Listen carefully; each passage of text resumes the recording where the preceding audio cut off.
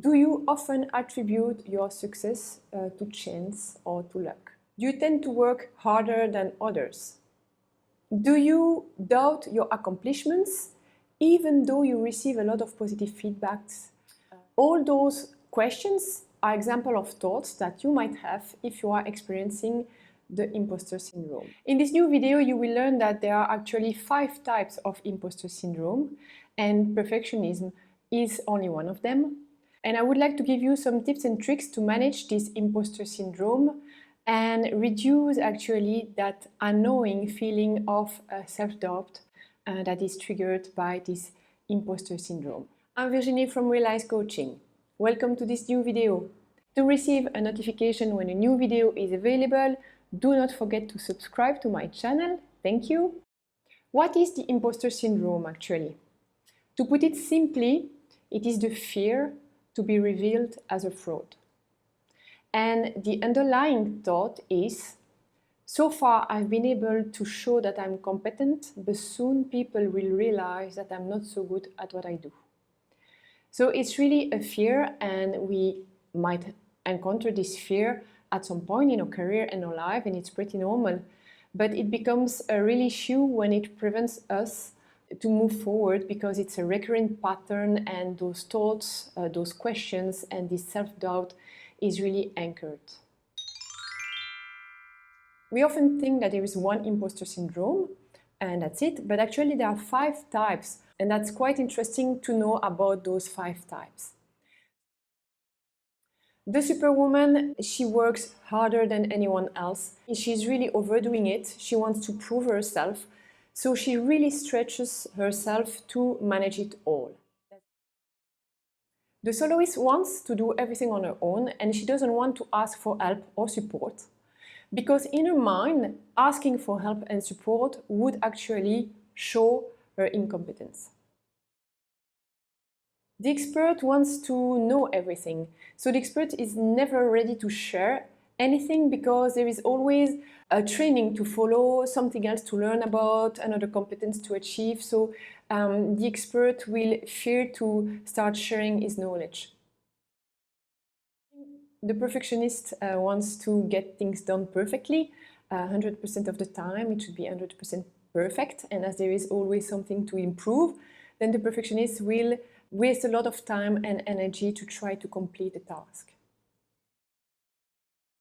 And then the natural genius thinks that if she cannot excel it right now with her talents and competencies, it means that she will never be able to do it, so there is no point in putting the effort. Usually, when we are facing those imposter syndromes, we can react in 2 ways. Either we procrastinate. It's so big, it's so impossible, we will never be able to do it. There is so much to learn, so much to do, so that it can be perfect, or so that we are the expert, that we procrastinate, we delay, and even sometimes we just quit. The mission is so impossible to accomplish that we will not even start.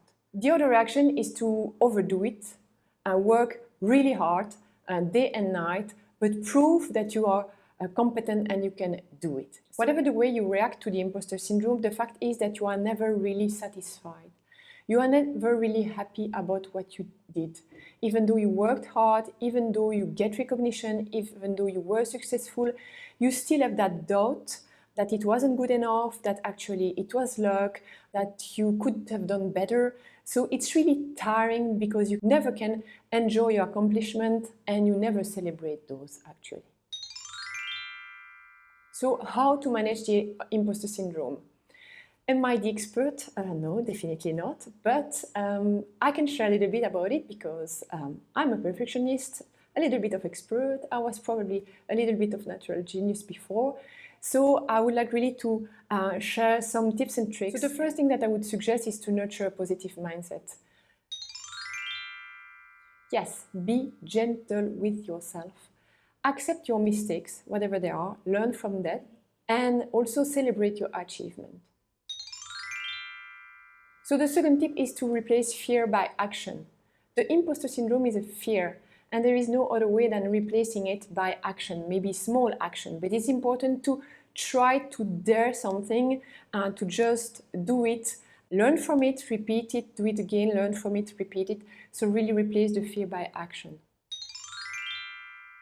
The third tip is actually to measure the progress and not the success. Often with the imposter syndrome, we want it to be perfect, we want to be the expert, we want to do it all. It's all or nothing kind of situation. What can help is actually not the all or nothing, but a step-by-step approach to really go for it, but slowly, step by step, and to measure those steps, measure the progress, the journey.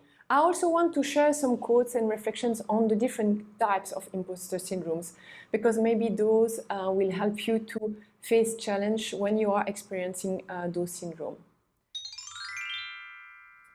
So some suggestions for the Superwoman. Is it the quantity that matters or actually the quality? Don't you think that you are more efficient and that you are adding more values when you are less tired and overwhelmed? One quote that I really like for the Superwoman is, trust yourself. You know more than you think you do. An interesting quote for the Soloist. You can do anything, you can't do everything. So indeed, it's impossible to manage everything on your own. Why don't you ask for some support? Try to put trust in others so that they can help leverage on them, maybe to learn and grow. Yes, there is always more to know and to learn, but don't you know something already that could benefit others? Why not share that already with others? Because if you keep it for yourself, it's such a waste. You know already a bit more, so share your knowledge. One quote for the expert is, the expert in anything was once a beginner.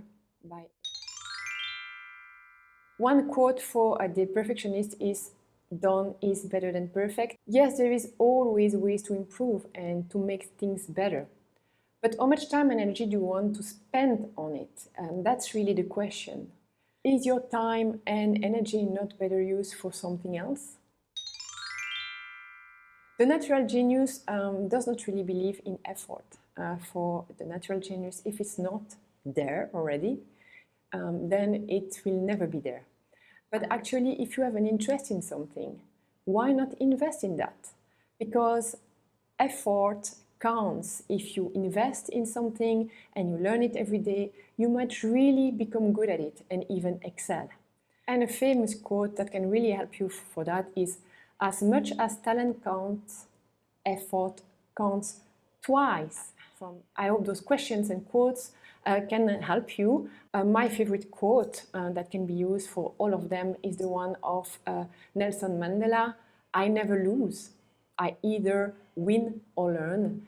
I think this is a fantastic quote because life is really a learning journey, so it helps to make the most of it. If you recognize yourself in one of the imposter syndrome or in all of them, and you really would like to get rid of this unknowing feeling and this self-doubt that is really preventing you to move forward, I would be really happy to help you. You can apply for a free coaching session. I wish you a very good day and I see you later for a new video. Bye bye.